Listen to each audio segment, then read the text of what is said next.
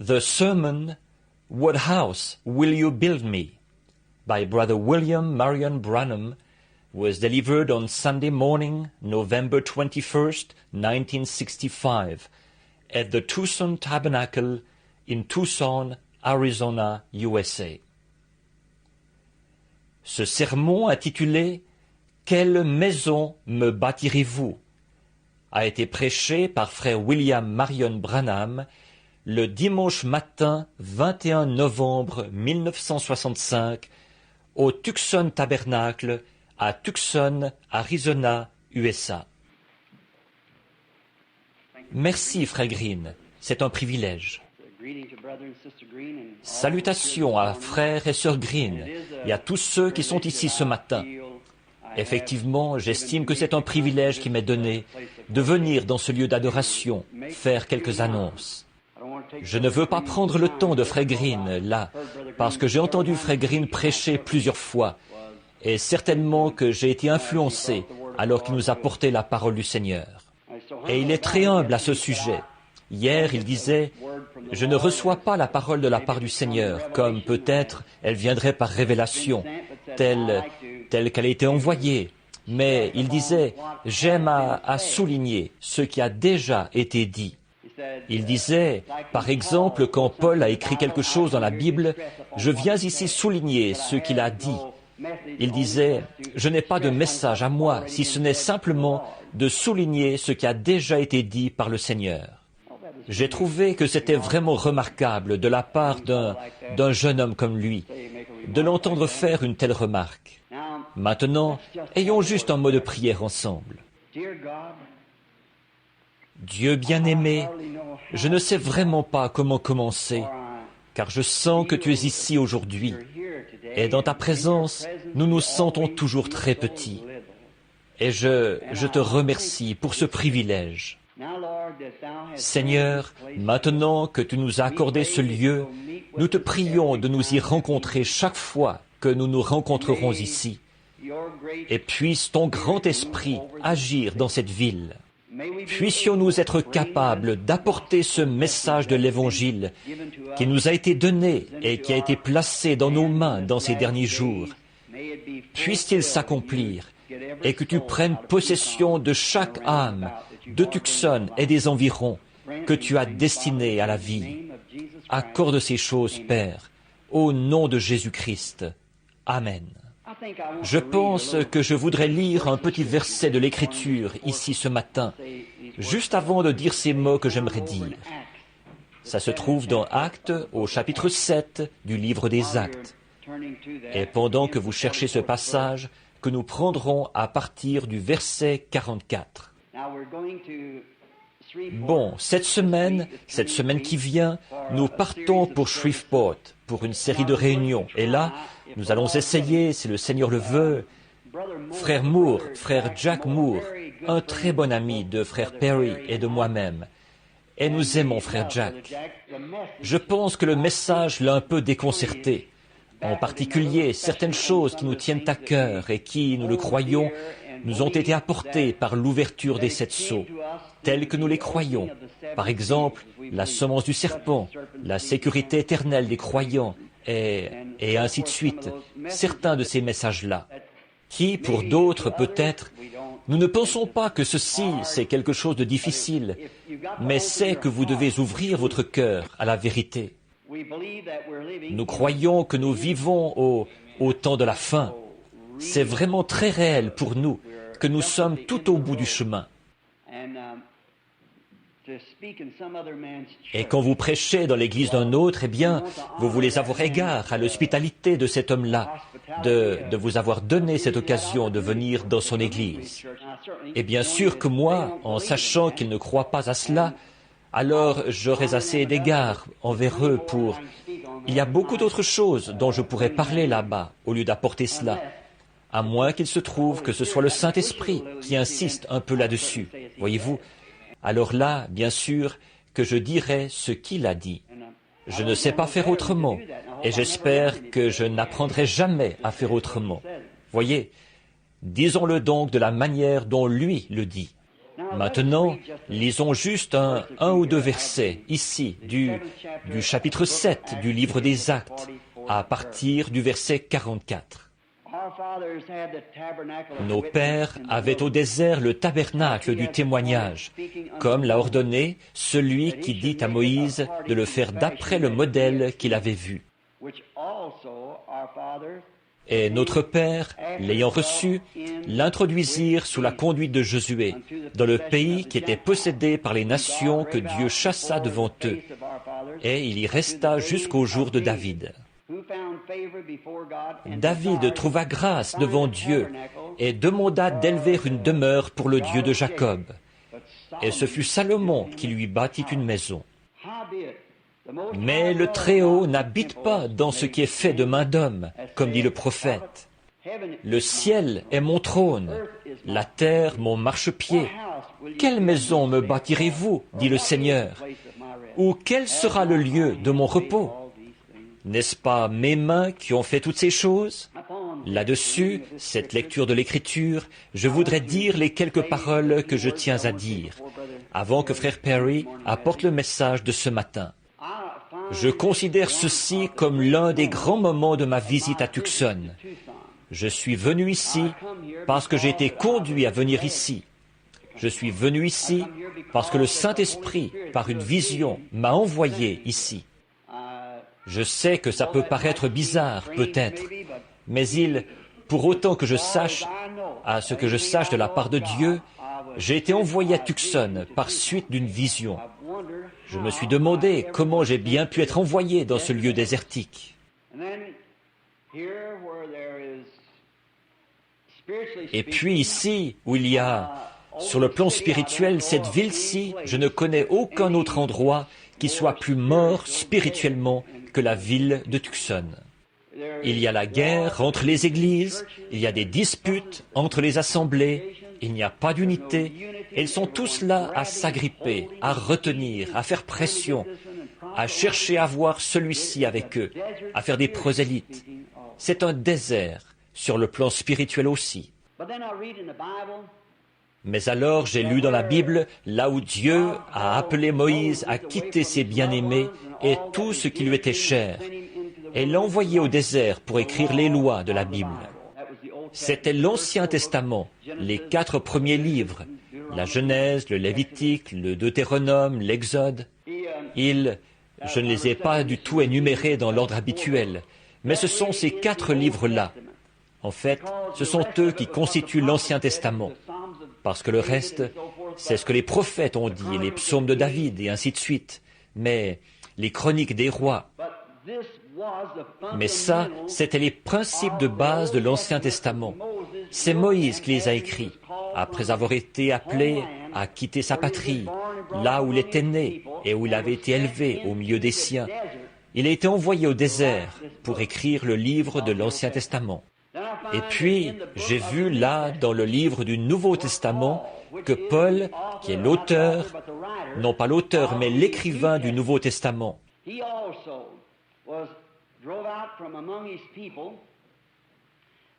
lui aussi, il a été poussé par l'Esprit à quitter les siens et à partir en Arabie, où il a passé 3 ans et demi afin de trouver l'inspiration. Et Paul est l'écrivain principal du Nouveau Testament. Bon, il y a Matthieu, Marc, Luc et Jean, mais eux, c'étaient des scribes. Ils ont simplement écrit ce que Jésus avait dit pendant qu'ils le suivaient. Mais prenons par exemple le livre adressé à Timothée, aux Romains, aux Hébreux et ainsi de suite. C'est Paul qui a reçu l'inspiration pour écrire le Nouveau Testament. Il s'est servi de tout l'Ancien Testament comme du nombre. Et il a mis tout ça en ordre. Et Dieu a honoré ça. Et il en a fait le Nouveau Testament. Et alors, si l'Ancien Testament a dû être poussé à quitter, si l'écrivain a dû être poussé à quitter les siens pour aller au désert, afin de recevoir l'inspiration pour écrire l'Ancien Testament, et dans le Nouveau Testament, l'écrivain a été poussé par l'auteur à aller dans un lieu désertique, afin de recevoir l'inspiration pour écrire le Nouveau Testament. Et ces livres étant scellés de 7 sceaux, Je crois que la même chose serait exigée de nos jours pour ouvrir ces 7 sceaux, de quitter ce qui vous est cher, ce que vous chérissez, une petite maison qui m'avait été donnée par les gens, un lieu où j'étais entouré de tous les miens et de mes amis, avec une église florissante, un lieu où je ne manquais de rien, de quitter tout ça, de vous en séparer et de vous retirer dans un désert où vous ne connaissez personne et où toutes les conditions vous sont défavorables. Mais il y a quelque chose de particulier chez Dieu. Il va pousser un homme à faire des choses qui dépassent sa propre façon de penser, et ce, afin que ce soit à l'honneur et à la gloire de Dieu. Alors je considère, je ne m'en fais pas honneur, mais je considère que c'était un privilège pour moi de quitter tout ce qui m'était cher pour venir ici, dans cette région sauvage, souffrir comme je n'ai jamais souffert de toute ma vie, ici dans cette région sauvage ou dans ce désert. Mais je crois qu'en faisant ça et en obéissant à ce que Dieu avait ordonné de faire, c'est ainsi que Dieu nous a ouvert les mystères de ce dernier jour. Et nous sommes ici avec ce message. Maintenant, il y a beaucoup de gens qui m'ont suivi et ça n'a rien d'anormal. Normalement, une personne que les gens s'aiment les uns les autres et l'amour, ça va vous pousser à faire des choses que vous n'auriez pas pensé faire. Et beaucoup d'entre vous, vous avez laissé vos maisons, vous avez tout laissé pour partir, venir ici au désert. Bien des gens m'ont téléphoné, bien des gens m'ont demandé, est-ce que nous devrions venir en Arizona? Est-ce que ce serait un bon lieu pour nous? Eh bien, c'est comme ce qui avait été dit dans le cas de Moïse et des autres, que c'était un lieu où on ne trouvait pas de fruits, où on ne trouvait pas de grenades.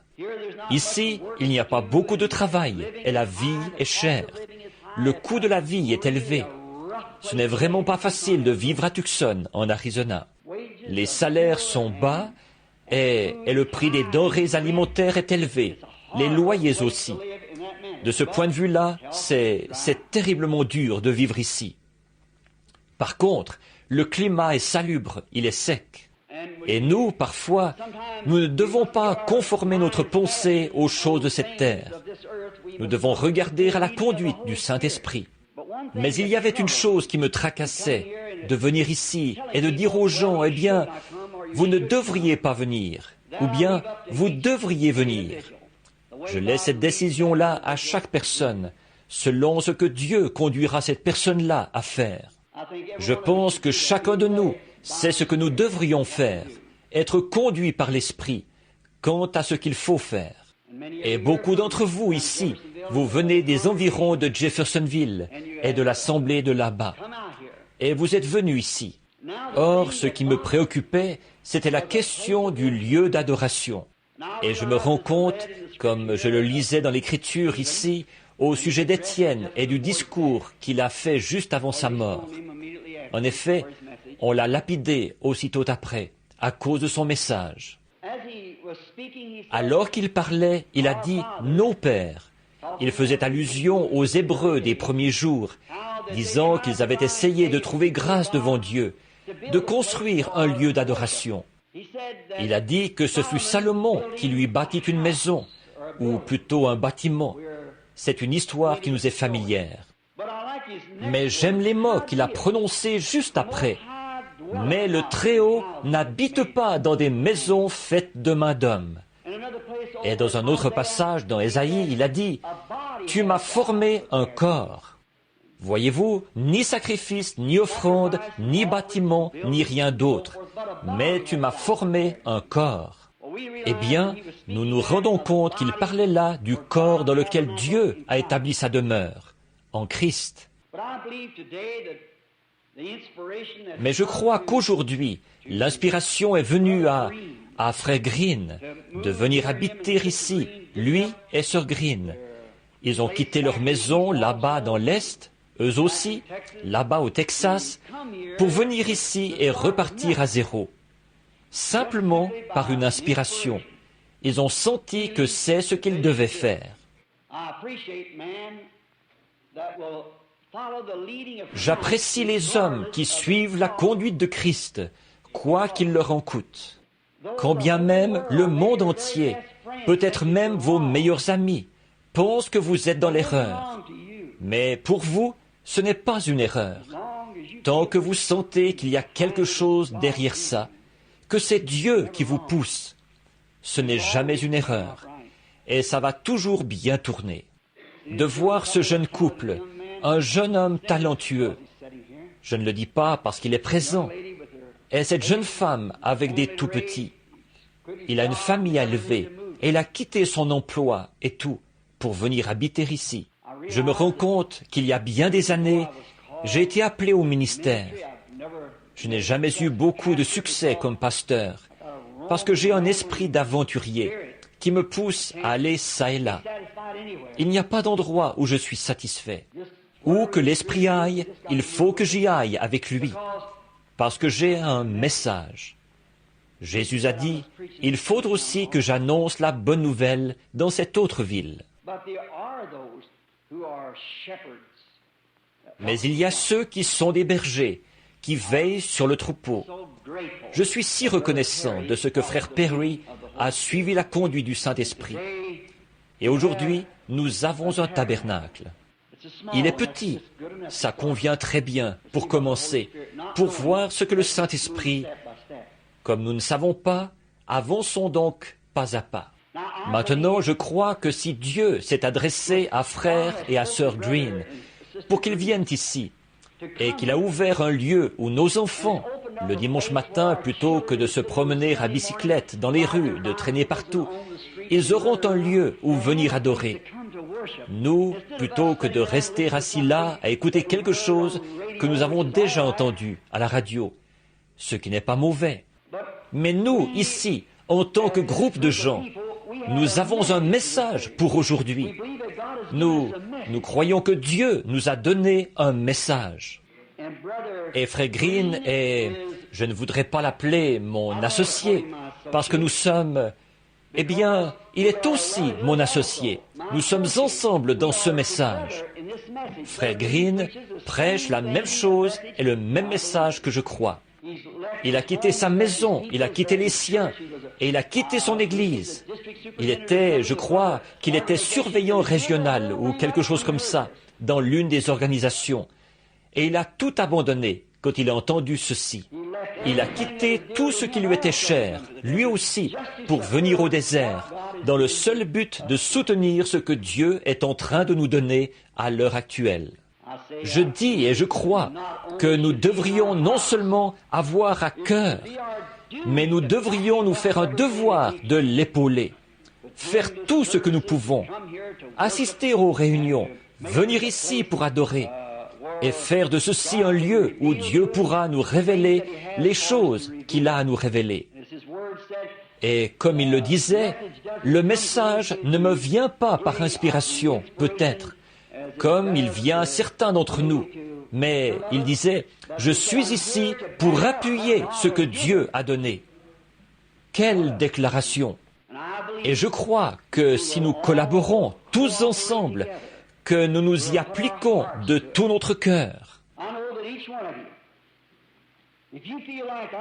Je sais que si, chacun de vous, vous vous sentez comme moi j'ai tellement faim de voir l'Esprit de Dieu agir. C'est presque insoutenable. Des expériences que j'ai eues là-haut dans la montagne, de ressentir ça une fois de plus. Cette chose qui était si glorieuse dans mon cœur, au début, quand j'ai été sauvé. Nous pouvons aller quelque part, nous pouvons nous y asseoir, et nous constatons ça parmi nous. Nous nous desséchons. Quand nous nous asseyons ici au désert, que je me retrouve parmi mes frères, ils me parlent et je leur parle. Chaque fois, à ma petite manière, j'observe, je sonde, là au moyen de l'esprit en quelque sorte, pour voir au juste quel est l'état de ce frère, pour voir ce qui ne va pas. Je commence à avoir l'impression que tous, on décline, on s'éloigne de l'esprit. C'est devenu quelque chose de trop ordinaire pour nous. Nous devons adorer en esprit, là où l'Esprit de Dieu. Notre message devrait non seulement être la flamme de l'heure, mais il devrait être la flamme de notre cœur. Voyez, il doit être dans notre cœur. Sinon, nous ne pourrons pas le présenter comme il faut aux gens. C'est l'Esprit lui-même qui doit apporter le message. J'espère et je crois que chacun de vous est un vrai chrétien. Maintenant, ils ont besoin de moniteurs de l'école du dimanche.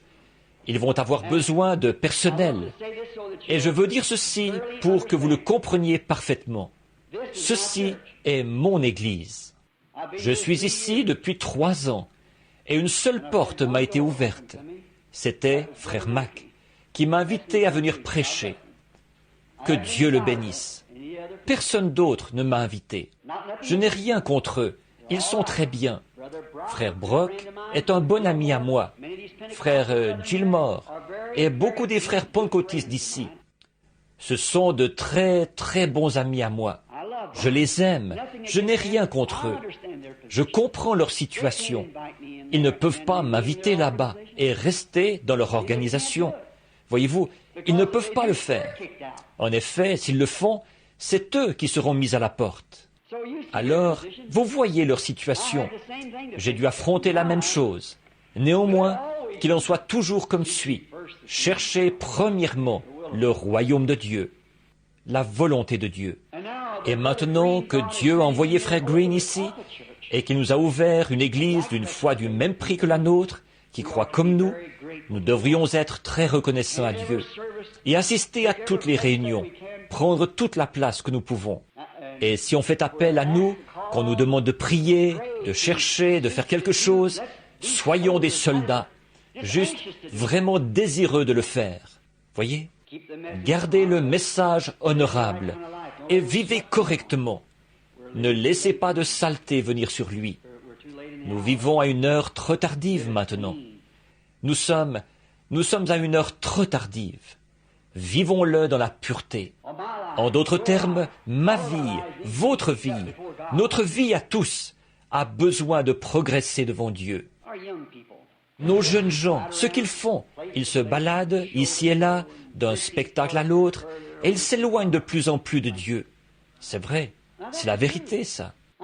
Je constate ça chez mes enfants, et je constate que j'en suis moi-même à un point où, non pas, il faut qu'on s'assemble pour adorer Dieu. La Bible dit, quand nous voyons ce jour approcher, nous devons nous réunir d'autant plus. S'il n'y a que 2 personnes ici, soyez l'une d'elles. Maintenant, et si nous nous réunissons et que nous adorons ensemble, alors, tout simplement, il y a quelque chose là-dedans. Jésus a dit, là où 2 ou 3 sont assemblés en mon nom, je suis au milieu d'eux. Or, comme je l'ai dit précédemment, Frère Green m'a dit, et il a dit, ma femme est venue me dire ce qu'il avait dit quand j'étais absent, et il a dit ce matin que la chair était ouverte n'importe quand. Or, habituellement, c'est-à-dire ouverte pour que moi j'y prêche. Or, habituellement, je devais faire tout le trajet en voiture jusqu'à Jeffersonville, dans l'Indiana, pour prêcher un message que Dieu m'avait donné pour l'apporter aux gens. Je devais aller jusqu'à Jeffersonville, dans l'Indiana, et chacun de vous, vous traversiez le pays. Il fallait faire des liaisons téléphoniques et tout, pour que vous puissiez recevoir le message. Parce que c'est de ça que nous vivons. Voyez-vous, c'est pour ça que nous sommes ici.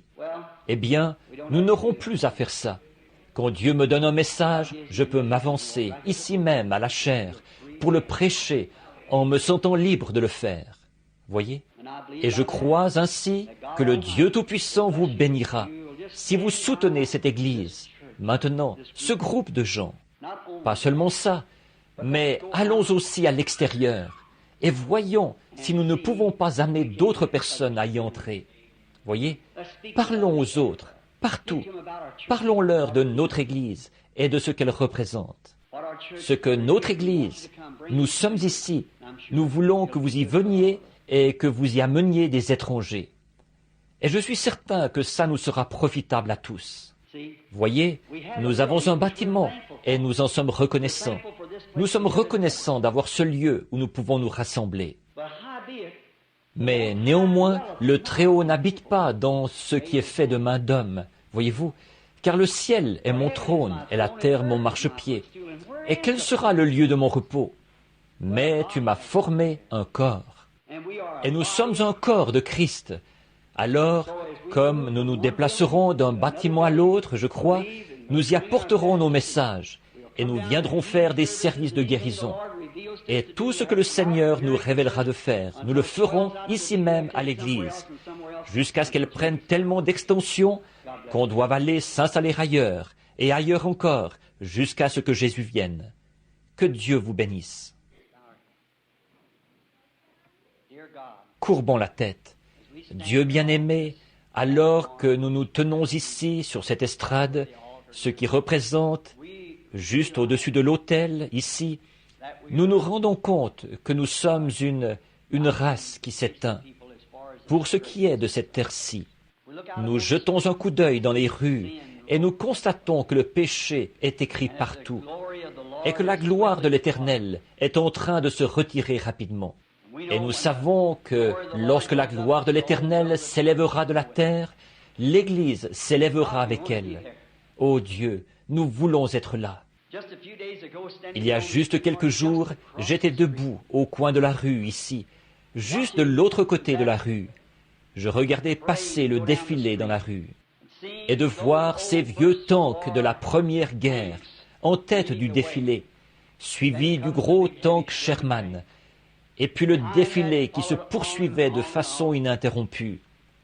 Ensuite, les mères de l'Étoile dorée, le petit foyer brisé, une épouse en larmes et un petit garçon en haillons qui avait perdu son papa, une vieille mère qui avait perdu son fils. Oh, que c'était triste de se tenir au coin de la rue, de regarder passer quelque chose comme ça. Puis j'ai remarqué que, juste au moment où ils sont passés devant ce bâtiment, la musique a changé. Ils jouaient en avant, soldats chrétiens. Derrière, ils jouaient leur marche, mais quand ils sont passés devant ce lieu-ci, Dieu bien-aimé, je pense à un autre grand moment à venir. Ce sera la résurrection, alors que les vétérans ressusciteront premièrement, les saints, les patriarches. Car nous, les vivants qui serons restés, nous ne devancerons pas ou nous ne ferons pas obstacle à ceux qui se sont endormis. Car la trompette de Dieu sonnera et les morts en Christ ressusciteront premièrement. Ensuite, quand nous verrons ce grand, simplement, ces gens s'élever, marcher vers les cieux, et que nous serons debout, en train d'attendre notre changement, sachant que nous aussi, nous nous alignerons derrière eux. Ô Dieu, fais de nous des soldats fidèles. Il n'y a que ceux qui ont vraiment participé à la guerre et qui y sont allés, qui peuvent savoir ce que cela représente réellement, de voir passer ces tanks. Et, ô Dieu, nous pensons que ceux qui ont été dans la bataille de la vie, ils sauront ce que cela représente. Quand nous attendrons notre tour de prendre notre position, notre place dans la résurrection pour monter. Et voici mon jeune frère, debout ici, bien formé, prêt, habillé. Il attend qu'un vieil homme lui impose les mains, un vieux vétéran qui a été là-bas au front, en sachant qu'il doit lui aussi s'engager dans la bataille. Dieu bien-aimé, ces mains indignes que je pose sur mon frère, elles représentent les tiennes. Dieu bien-aimé, bénis frère Green, que je bénis au nom de Jésus. Puisse-t-il porter ce message, Seigneur, dans cette ville et partout où tu l'appelleras. Puisse-t-il être loyal, rempli de l'esprit, mener une vie irréprochable. Ô Dieu, permets qu'il gagne le cœur des gens, afin qu'il puisse les enseigner, les conduire et les diriger dans le sentier où nous désirons tous marcher. Accorde-le, Seigneur. Bénis sa fidèle épouse, ses enfants. Bénis les efforts que nous fournissons ensemble ici, en tant que frères chrétiens, ici sur terre, afin que nous puissions porter cet évangile jusqu'aux extrémités du monde. Envoie ton esprit sur lui, ô Dieu. Nous prions au nom de Jésus-Christ. alors que nous te le remettons. Amen. Que Dieu te bénisse, frère Perry. Porte la parole de Dieu.